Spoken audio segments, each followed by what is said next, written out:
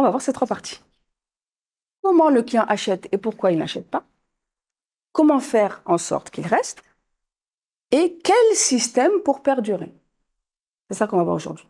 Et c'est en voyant ça que vous allez comprendre où vous en êtes, où vous devez aller et quelle direction vous allez prendre sur le long terme, Inch'Allah, je vous le souhaite. D'accord? Donc, comment le client achète et pourquoi il n'achète pas? On va voir l'acheteur aujourd'hui, le cadran de l'acheteur, et on va faire un petit atelier. OK? J'ai oublié de prévenir les retardataires. Vous avez café au lait, thé, là-bas. D'accord? Et tout ce qu'il y a là, ils ne veulent même pas manger. À la pause, vous mangez, c'est très bien. Ne mangez pas. Oh. Alors, comment les clients achètent et pourquoi ils n'achètent pas? D'accord? Si vous ne savez pas, les amis, où on était, vous ne saurez pas où on va. Vous le savez. Vous avez vu ça, cette phrase-là? Tout le monde le sait. Pourquoi? Parce que tout le monde a accès à l'information. C'est comme là, aujourd'hui, vous voyez toutes les vidéos, là, Tony Robbins, machin. Quand vous voyez quelqu'un qui fait du copier-coller, mais c'est bon, j'ai lu Tony Robbins, je l'ai vu, ça pourquoi? Vous voyez ce que je veux dire? Tout le monde a accès à l'info. Qu'est-ce qui va vous différencier?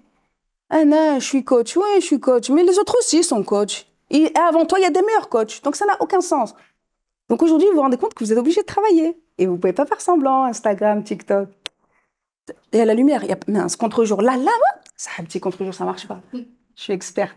Tu as pris devant l'immeuble là, de la Banque Populaire, ça fait pro, tu vois, ça fait corpo. Vous êtes sérieux? Non, pas des choses comme ça. Alors, les deux générations clients. Je pose une question très simple. Un couple vient acheter une voiture. Qui est le vendeur? Le couple ou lui? Qui est le vendeur? C'est des questions simples, les amis. Je vous assure qu'il n'y a pas de piège. Il n'y a pas de piège. Il n'y a pas de piège. On va faire un truc pour communiquer ensemble. Dès qu'il y a un piège, je vous le dis. Ça fait? Qui est le vendeur? Ça, c'est avant l'ère du digital. Vous savez, il n'y a pas à se tromper. C'est lui le vendeur. Il vient, les gens, ils veulent acheter une voiture, ils pensent que cette marque est bien, on vient, c'est lui qui va concrétiser la vente. Aujourd'hui, qui est le vendeur?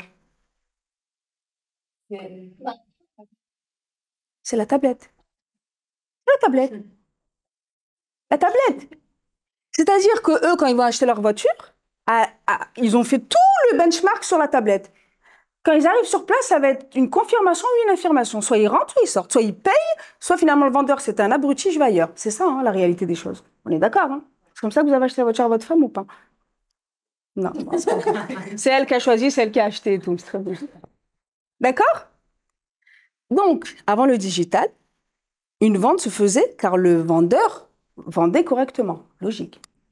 Aujourd'hui, une vente se fait car l'acheteur décide d'acheter.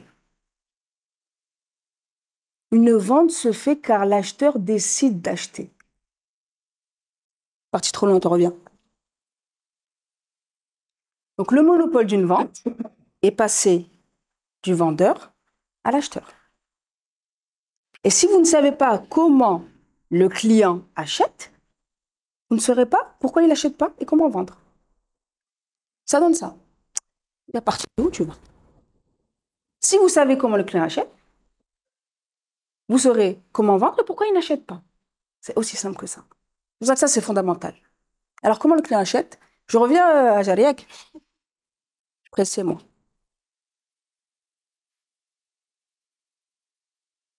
Clair? Alors, comment on fait pour savoir comment il achète? Eh bien, les amis, on le suit dans son processus d'achat. On le suit. On le suit. Hein? Oui, on le suit. On sait pourquoi il a demandé beaucoup d'informations pendant une semaine et puis finalement, il n'a plus demandé d'informations la semaine d'après alors qu'il était très intéressé. Pourquoi? On le suit. On suit son client.